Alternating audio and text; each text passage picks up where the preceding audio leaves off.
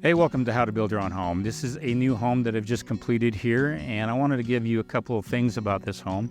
First of all, I am selling the plans for this home at howtobuildyourownhome.com.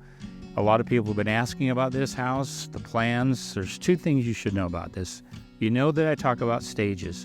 Well, this home, you can build a garage first with a loft apartment above it, and then you can build the home, or you can build the home and then build the garage with a loft apartment above the garage.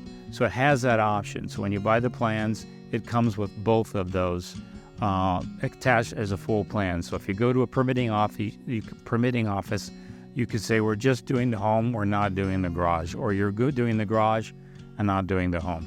So see the plans at howtobuildyourownhome.com.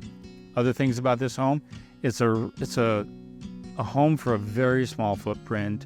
For a family that's growing, I used every bit of space possible on this home, as much storage as I possibly could.